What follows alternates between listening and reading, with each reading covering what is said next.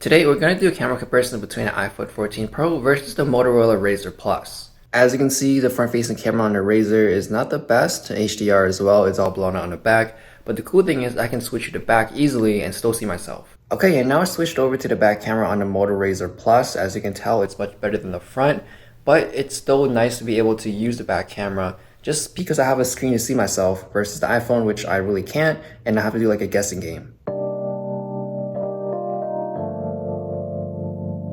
So the pictures coming off the Razer Plus is not the best, or I don't expect it to be as good as the flagship phone. When I'm taking pictures throughout the daytime, especially using the wide angle lens, I do like the colors. I feel like it looks more natural than an iPhone because on an iPhone it does have like a really yellowish and greenish tone to it, which I don't really prefer.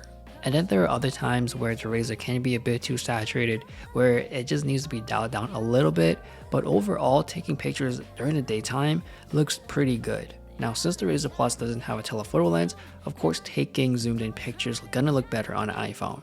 Now the max zoom on the Razer Plus is only at 8x, which I think is still pretty good throughout the normal everyday use. And you may notice the ultrawide isn't as wide as the iPhone, so if you're in tighter spaces, the iPhone is going to be much better, or the ultrawide on the iPhone is going to be a lot more useful. Now in the camera UI on the Razer Plus, you do get the ultrawide and wide option, but there is a quick button to the macro mode, which at this time I feel like a lot of phones do this automatically when you get too close, so I don't feel like I need to have a manual option or like a quick button to get to it. Now for the macro mode experience, the iPhone is going to be the better choice here because you can get closer and the pictures do look more cleaner. I would personally ditch the macro mode button for something like a 2x or 3x. Now when we move indoors to where there's a little bit more low light environment, the pictures are still not too bad. There's certain pictures where I think the Razer is struggling, especially when it gets a little bit darker. And like I mentioned before, the colors can sometimes be too saturated where, like right here, the salmon is just too orange. But switching to the wide lens, it does look a lot better.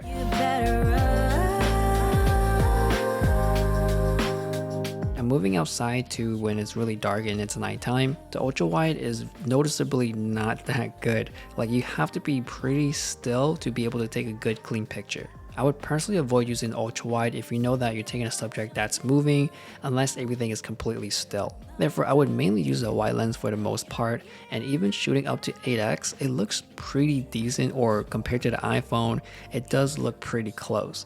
Yes, the iPhone is clearly going to win because of the telephoto lens, but just looking at the zoomed in pictures side by side, the differences are not that huge.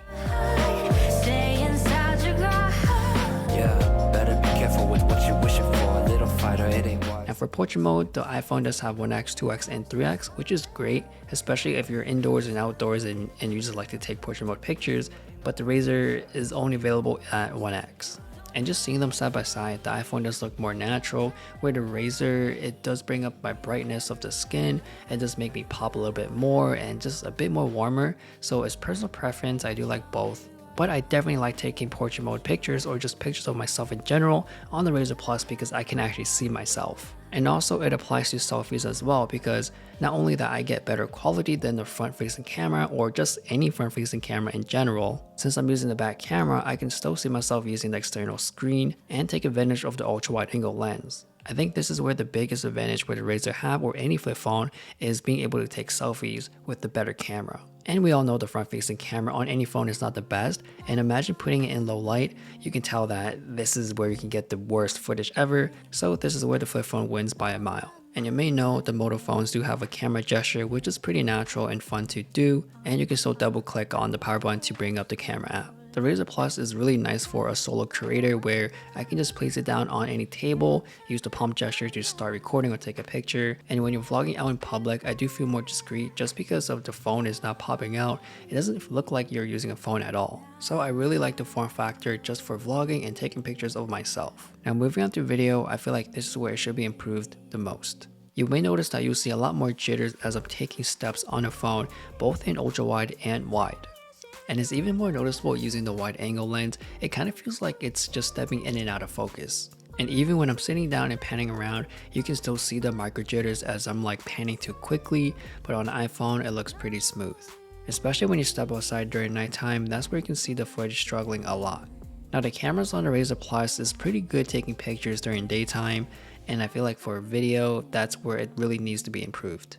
I really like the form factor of these type of flip phones where it just makes it so much easier to create content for yourself, or if you like to film and take pictures of yourself. I like how discreet it is when you're vlogging. I like how I don't need to bring a tripod with me since it can stand up by itself already. The setup time is much quicker and it's just less attention because the tripod can cause more attention and more eyes to look over. These flip phones does give you the closest experience to a regular point and shoot camera where you can flip out the screen and see yourself. So imagine the next generation of the Razer Plus having amazingly good camera.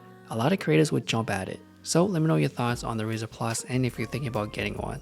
Thanks for watching, and I'll see you guys later.